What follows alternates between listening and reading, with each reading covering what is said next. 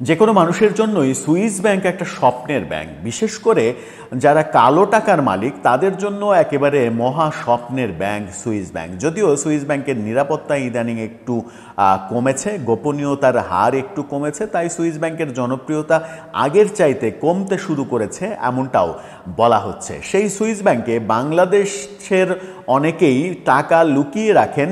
এই খবর নতুন কোনো খবর না, এই খবর পুরনো খবর। এই খবর অনেক দিন থেকে আমরা শুনে আসছি, বিভিন্ন জনের বিভিন্নভাবে সুইস ব্যাংকে টাকা রাখার ইতিহাস আমরা শুনে আসছি। সেই ইতিহাসে নতুন একটা খবর এসেছে এবং গত 2-3 দিন থেকে এই খবরটা অনেক বেশি আলোচনার জন্ম দিয়েছে। খবরটা কি? খবরটা হচ্ছে যে সর্বশেষ যে সুইস ব্যাংকের রিপোর্ট, সর্বশেষ বছর অর্থাৎ 2024 সাল ডিসেম্বরের 31 তারিখ পর্যন্ত 2024 সালে সুইস ব্যাংকে যে পরিমাণ টাকা বাংলাদেশিদের কাছ থেকে রাখা হয়েছে সেই টাকার পরিমাণ তার আগের বছর 2023 সালের চাইতে প্রায় 33 গুণ বেশি। এই যে 33 গুণ বেশি এই টাকা কারা রাখলো? শেখ হাসিনা সরকারের পতন তো আগস্টের 5 তারিখে হয়েছে।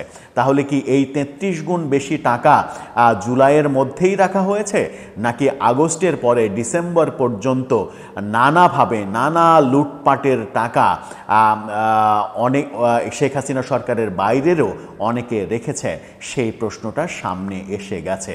সুইস ব্যাংকে কি হচ্ছে সেই আলোচনা করবে এই ভিডিওতে। থাকবেন পলিটিক্স টিভির নিয়মিত আয়োজনে।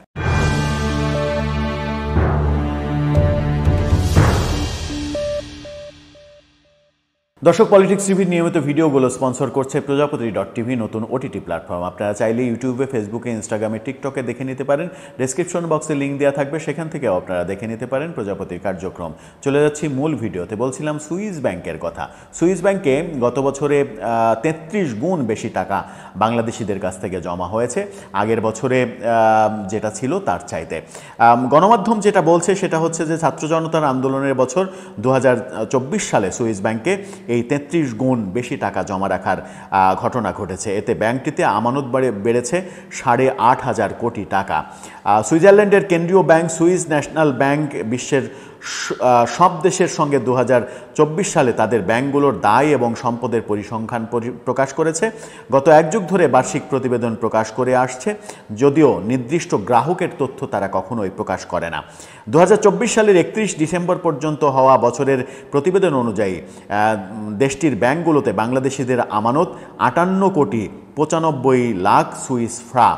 প্রতি ফ্রা 149 টাকা 69 পয়সা হিসাব করলে 8,834 কোটি টাকা হয়।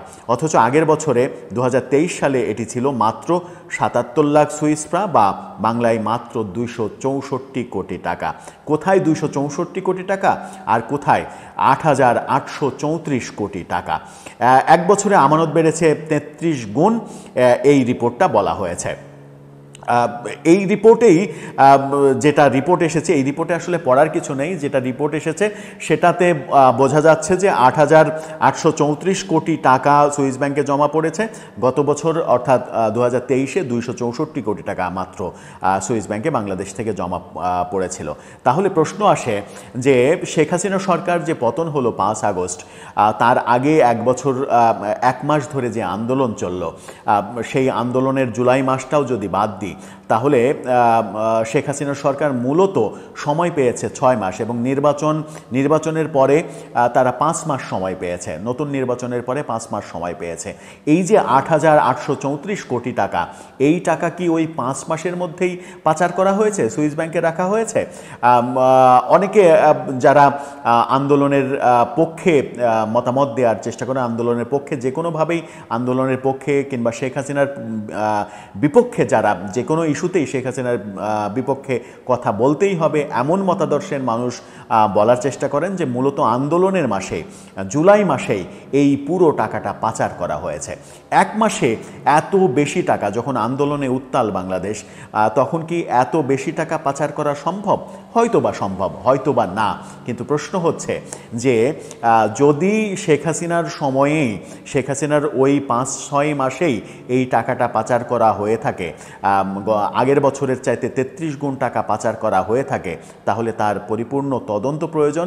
যদিও সুইস ব্যাংকের টাকার হিসাব তদন্ত করে বের করা সম্ভব নয় বাংলাদেশ সরকারের পক্ষে, কিন্তু তারপরেও যদি সম্ভব হয় তাহলে একটা তদন্ত অন্তত বাংলাদেশের সরকারের পক্ষ থেকে করা উচিত যে শেখ হাসিনা সরকারের ওই 6 মাসের মধ্যেই এই টাকাটা পাচার হলো, নাকি শেখ হাসিনা পতনের পরে 5 আগস্টের পরে ডিসেম্বরের 31 তারিখ পর্যন্ত নানাভাবে এ দেশে যে মবের কালচার তৈরি হয়েছে, লুটপাটের কালচার তৈরি হয়েছে, এবং মব এবং লুটপাটের মাধ্যমে বিভিন্ন ব্যবসায়ীর টাকা মেরে দেয়া, ছিনতাই করা, জোর করে নেওয়া, এরকম ঘটনা, ব্যবসায়ীদের ব্যবসা প্রতিষ্ঠান গুড়িয়ে দেয়া, এরকম অনেক ঘটনা, শত শত কারখানা বন্ধ হয়ে যাওয়ার ঘটনা আমরা দেখেছি।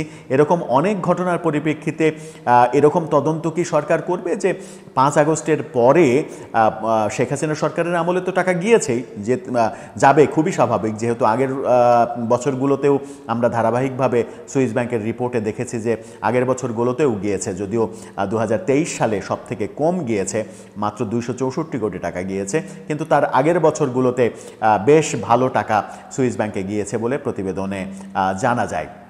কিন্তু শেখ হাসিনার শেষ বছরে এই 6 মাসে পুরো টাকাটা 8,834 কোটি টাকা গেল, নাকি শেষ যে 6 মাস কিংবা 5 মাস, সেই 5-6 মাসেও অনেক টাকা গিয়েছে, এই প্রশ্নটা কিন্তু সামনে এসেই যায়। এই প্রশ্নটা কেন, মানে এই বিতর্কটা, এই সুইস ব্যাংকের এই রিপোর্টটা নিয়ে বিতর্ক এই কারণেই হচ্ছে যে শেখ হাসিনা সরকার সময় পেল 6 মাস, সেই 6 মাসের মধ্যে পুরো টাকাটা পাচার হলো, নাকি 6 মাস পরে এই দেশে শেখ হাসিনার লোকজন যে সম্পদ অর্জন করেছিলেন সেই সম্পদের লুটপাটের ঘটনাও ঘটেছে, লুটপাট করা টাকাও আবার লুটপাটকারীরা সুইস ব্যাংকে পাঠালো কিনা সেটা কিন্তু একটা চমকপ্রদ তথ্য হতে পারে। তথ্য যেটাই হোক, বাংলাদেশের টাকা পাচার হয়েছে, বাংলাদেশের টাকা সুইস ব্যাংকে গিয়েছে, এটাই সত্য।